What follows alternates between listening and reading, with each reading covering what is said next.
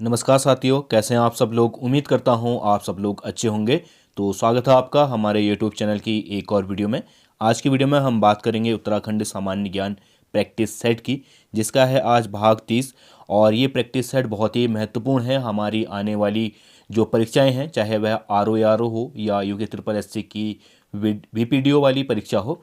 आने वाली जितनी भी UK SSS या UKPSC की परीक्षाएं हैं, उन सब की दृष्टि से बहुत ही महत्वपूर्ण है। तो वीडियो को अंत तक जरूर देखना, और अगर चैनल में नए हो तो चैनल को सब्सक्राइब जरूर कर देना। तो वीडियो को शुरू करते हैं।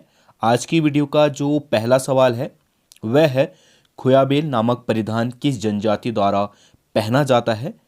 तो खुयाबेल जो परिधान है, यह पूछा गया है कि हमसे किस जनजाति द्वारा पहना जाता है। इसके ऑप्शन है हमारा थारू, जौनसारी, राजी और भूटिया।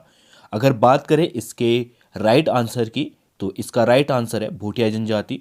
भूटिया जनजाति में खुयाबेल नामक जो परिधान है वह पहना जाता है। अधिकतर अगर भूटिया जनजाति में परिधान की बात करें तो अधिकतर ऊनी वस्त्र यहाँ पे पहने जाते हैं। ठीक है, चाहे वह ऊनी कुर्ता हो या फिर ऊनी कोट टाइप में हो या फिर ऊनी पैजामा हो, क्योंकि बहुत ही ऊंचाई में रहते हैं, निवास करते हैं भूटिया जनजाति, तो इसलिए वहाँ पे ऊनी वस्त्र या फिर गर्म वस्त्र ज़्यादा पहने जाते हैं।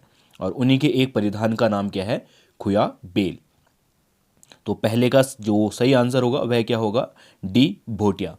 अगला सवाल है, रो नहीं आगे बढ़ो ये नारा था, और ये नारा दिया गया था निराश्रित महिलाओं के उत्थान के लिए। और उस वह निवास करती थी हमारा पिथौरागढ़ की, वह उस महिला का हमने यहाँ पे नाम बताना है।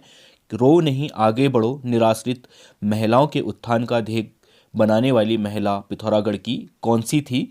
तो यहाँ पे हमसे पूछा गया है, और जिसके ऑप्शन है मीरा बहन, सरला बहन, गौरा देवी और तुलसी देवी। अगर बात करें रोनी निराश्रित महिलाओं के उत्थान के लिए जो इस महिला द्वारा किए गए कार्य थे, तो वह कार्य था हमारा 1952 में स्थापित कताई बुनाई केंद्र, जिसमें महिलाओं को निःशुल्क क्या प्रशिक्षण दिया जाता था, ताकि वह अपना क्या करे, सिलाई कताई से अपना जीवन यापन कर सके।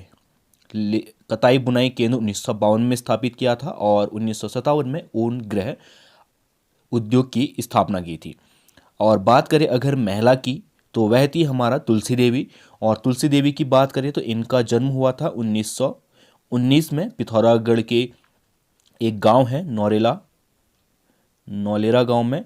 और अगर बात करें इनका संबंध था हमारा भोटिया जनजाति से। कभी ये भी पूछ सकता है कि तुलसी देवी का संबंध किस जनजाति से था, तो यह संबंधित थी हमारी भोटिया जनजाति से। और बचपन से ही काफ़ी गरीब परिवार की रही थी तुलसी देवी, और बचपन में इनके पिता और जो भाई हैं उनकी मृत्यु के बाद इनकी माँ ने बड़ी मुश्किल से इनका भरण पोषण किया। फिर 17 साल की आयु में जब इनका विवाह हुआ, तो विवाह के कुछ समय पश्चात ही इनके पति का भी देहांत हो गया। तो समझ लीजिए कि बहुत ही निराशा में इनका जीवन व्यतीत हुआ था। ठीक है, कोई सहारा नहीं था। तो इसके बाद ये सरला बहन के जब आई थी उत्तराखंड में सरला बहन, तो उनके संपर्क में आई सरला बहन की। और उसके बाद इन्होंने जो गांधी जी के वक्तव्य थे या गांधी जी से प्रभावित होकर, गांधी आश्रम से प्रभावित होकर, इन्होंने जो अपनी ज़मीन थी उसमें 1952 में जो महिलाएं थीं या विधवा महिलाएं, जो अनाश्रित महिलाएं थी या फिर अनाथ बच्चे थे, उनके लिए 1952 में कताई बुनाई केंद्र की स्थापना की गई थी। 1952 में कताई बुनाई केंद्र की स्थापना की थी, और 1957 में इन्होंने ही ऊन गृह उद्योग की स्थापना की थी। ठीक है, जिसमें क्या होता था, जितनी भी विधवा महिला थी जिनका कोई आश्रय नहीं है, कोई परिवार नहीं था, उनको निःशुल्क यहाँ पे जो है बुनाई और कताई का काम सिखाया जाता था। ऊन गृह उद्योग में उनको काम दिया जाता था, जिससे क्या हो वो अपना जीवन यापन कर सके। और साथ ही साथ इन्होंने बहुत सारे जो बच्चे थे, अनाथ थे, उनका पालन पोषण किया, उनकी शिक्षा को बढ़ाया, उनको शिक्षा दी। तो बहुत ही महत्वपूर्ण योगदान है इनका इन कामों के बाद। इसके बाद इनका राजनीतिक जीवन भी बहुत ही अच्छा रहा। ठीक है, किनका, तुलसी देवी का। तो दूसरे का जो सही आंसर हो जाएगा वह क्या होगा, हमारा डी तुलसी देवी। अगला सवाल है, कुमाऊं परिषद का कांग्रेस में विलय कब हुआ। तो कुमाऊं परिषद के कांग्रेस में विलय की बात करें तो इसका विलय हुआ था 1926 में, 1926 यानी कि ऑप्शन ए क्या है यहाँ पे सही है। और अगर कुमाऊं परिषद की स्थापना की बात करें तो कुमाऊं परिषद की स्थापना कब हुई थी? 1916 में। अगला सवाल है, नरसिंहबाड़ी का निर्माण किस चंद शासक ने करवाया था? नरसिंहबाड़ी जो उसका निर्माण करवाया था वह, उसके ऑप्शन है हमारा सोमचंद, लक्ष्मी चंद, बाज बहादुर चंद और रतन चंद। ठीक है, तो नरसिंहबाड़ी का निर्माण करवाया गया था लक्ष्मी चंद द्वारा। तो ऑप्शन बी क्या होगा यहाँ पे सही होगा। अगला सवाल है, झगड़ा गीत का संबंध किस जनजाति से है? तो झगड़ा गीत, इसके ऑप्शन है हमारे, पहला थारू, दूसरा भूतिया, नहीं है भोटिया होगा, भूतिया हो गया,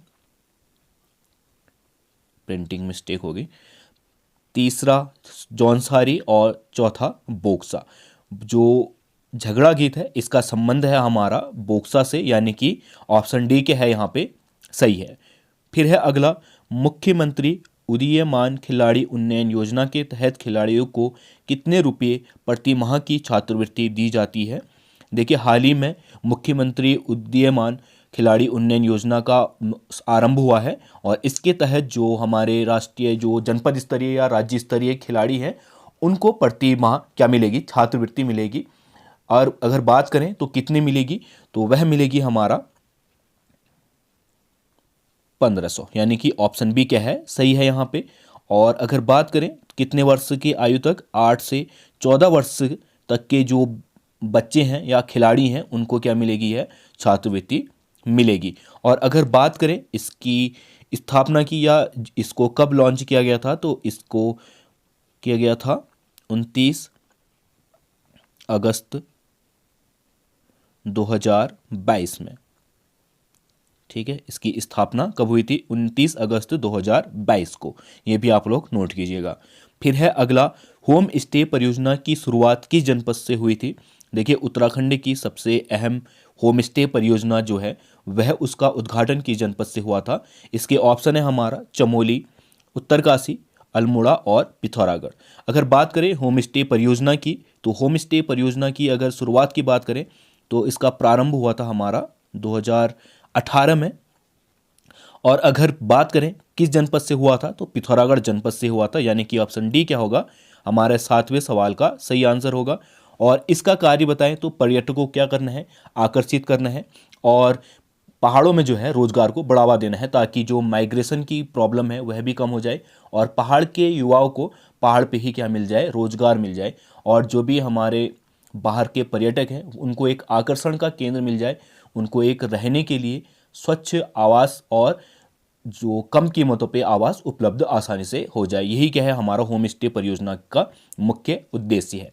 और अगर बात करें इसके पूरे नाम की, तो इसका पूरा नाम है हमारा, इस परियोजना का, पंडित दीन दयाल उपाध्याय, ठीक है, दीनदयाल उपाध्याय परियोजना के नाम से इसको जाना जाता है।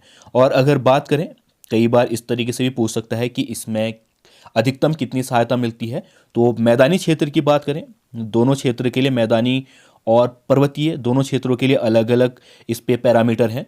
अगर मैदानी क्षेत्र की बात करें तो इसमें मिलता है 25% की क्या मिलती है? सहायता मिलती है।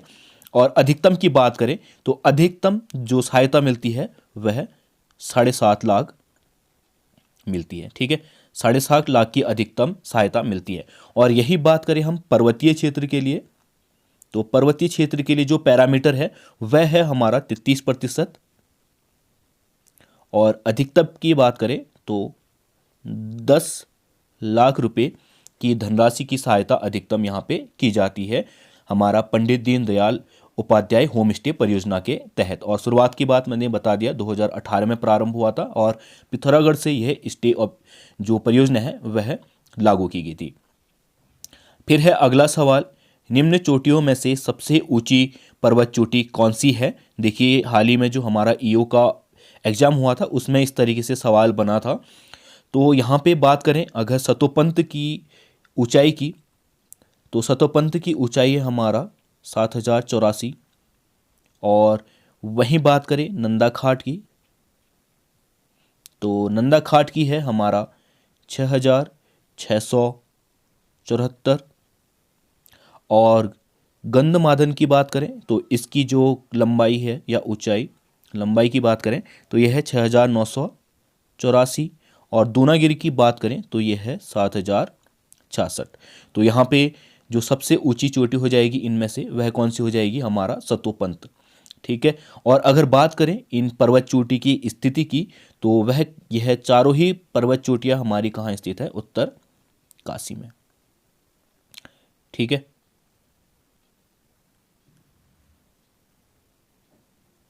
फिर है अगला सवाल हमारा, अगला सवाल है नवा सवाल, जन्य पुण्यो किस त्योहार का अन्य नाम है। तो यहाँ पे हमारा एक त्योहार का नाम दिया गया है, उसको हमने बताना है कि कौन सा त्योहार उसका अन्य नाम है। तो पहला है मकर संक्रांति, फूलदेई और हरेला, और चौथा ऑप्शन है हमारा रक्षाबंधन। तो जन्यो पुण्यो जो त्योहार का नाम है वह कहा जाता है हमारा रक्षाबंधन को, यानी कि ऑप्शन डी।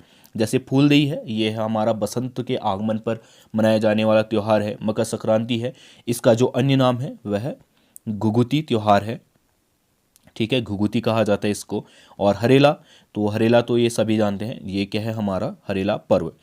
फिर है अगला सवाल 10वां, मानस खंड में अल्मोड़ा को क्या कहा गया है। मानस खंड में अल्मोड़ा के लिए एक विशेष शब्द का प्रयोग किया गया है उस शहर के लिए, तो उसको हमने यहाँ पे पूछा गया है। इसके ऑप्शन है हमारे पास आलमनगर, रामशिला, हिमनगरी और इनमें से कोई नहीं। तो मानस खंड को मैं अल्मोड़ा को रामशिला नाम से जाना गया है, या रामशिला नाम का प्रयोग किया गया है अल्मोड़ा के लिए, किसमें, मानस खंड में। तो ऑप्शन बी क्या होगा यहाँ पे, सही होगा। और अगर आलमनगर की बात करें तो आलमनगर मध्यकाल में अल्मोड़ा का नाम है। ठीक है, मध्यकाल की बात करें तो मध्यकाल में अल्मोड़ा को किस नाम से जाना गया है, आलमनगर। और अगर बात करें मानसखंड में, तो मानसखंड में जाना गया है रामशिला नाम से।